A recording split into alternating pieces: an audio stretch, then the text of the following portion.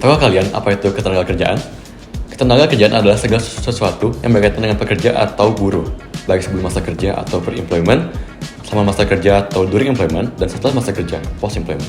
Tentunya, untuk menjadi pekerja, diperlukan adanya kesempatan kerja atau ketersediaan lapangan kerja yang sangat berkaitan erat dengan banyaknya pengangguran di suatu wilayah. Kami melakukan wawancara terhadap manajer dari Secret Garden, di mana kami akan menanyakan beberapa hal mengenai ketenagakerjaan.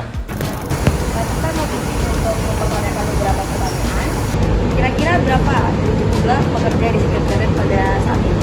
Sekitar 200 orang. Secara tidak langsung, ada Secret Garden sudah memberikan kesempatan kerja kepada 200 pekerjanya dan mengurangi tingkat pengangguran.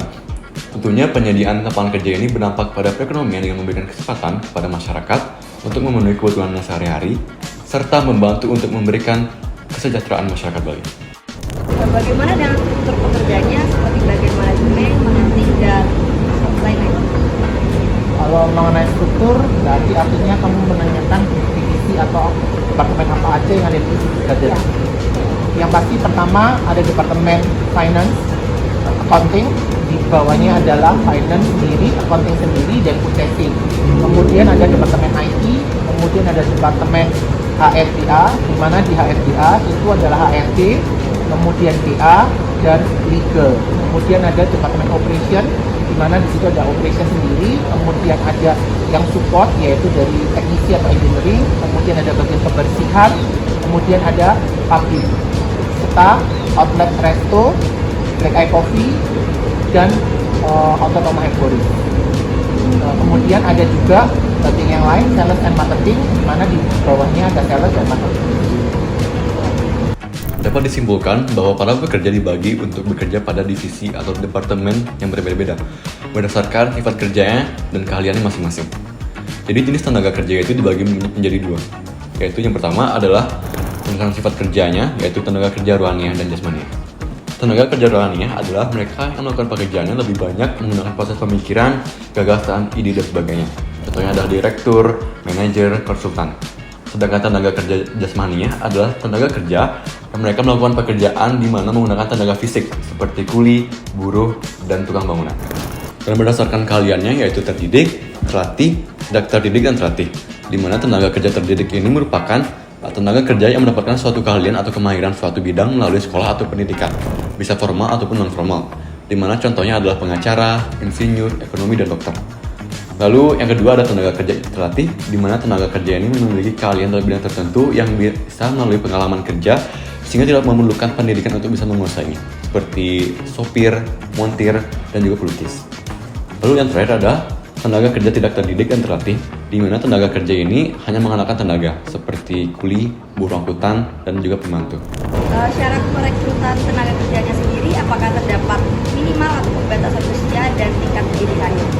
Tergantung divisi yang membutuhkan. Jadi masing-masing divisi tentunya memiliki kriteria.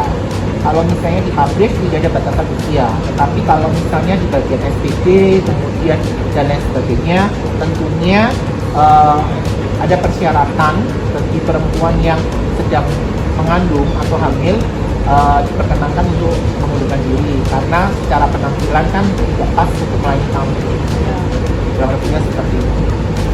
Dalam ekonomi, ada yang dinamakan dengan usia kerja, yaitu mereka yang berumur 15 tahun ke atas, baik yang sudah maupun belum bekerja. Namun setiap departemen atau divisi tentunya memiliki beberapa ketentuan maupun persyaratan yang berbeda-beda untuk memenuhi kebutuhannya. Lalu untuk sistem pengupahan sendiri, apakah dibayar per jam atau per hari atau per bulan?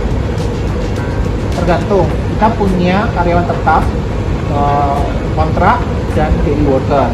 Untuk karyawan tetap dan kontrak per bulan, sedangkan daily worker per minggu.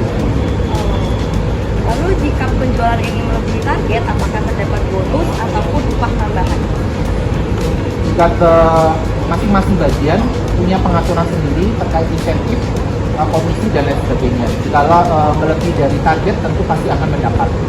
Tapi biasanya kami tidak selalu harus tercapai 100%.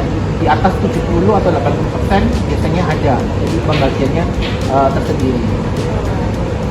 Pengupahan berkaitan erat dengan kesempatan kerja, banyaknya waktu yang dicurahkan, dan pekerjaan yang diselesaikan oleh para pekerja.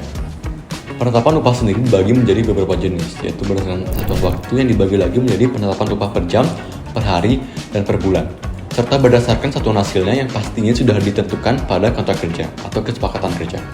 Penetapan upah juga diharapkan tidak bertolak belakang dengan ketentuan upah minimum di setiap wilayah. Jika dikaitkan dengan tema IPJBL kita yaitu SDGs atau Sustainable Development Goals, maka ketenaga kerjaan di Secret Garden memenuhi 2 goals dari 17 goals, yaitu goals ke-8, Decent Work and Economic Growth, karena mereka memberikan kesempatan kerja dan mengurangi tingkat pengangguran, serta meningkatkan konsumerisme yang tentunya akan memicu peningkatan ekonomi. Dan goals ke-10, Reduce Inequality Within and Among Countries. Terjadinya pandemi menyebabkan ketidakseimbangan ekonomi, di mana banyak orang yang kehilangan pekerjaannya. Dengan menyediakan lapangan kerja, secara tidak langsung Secret Garden telah mengurangi tingkat ketidakseimbangan ekonomi. Maka dari itu, saya, Bos Mautama dari kelompok 11 undur diri.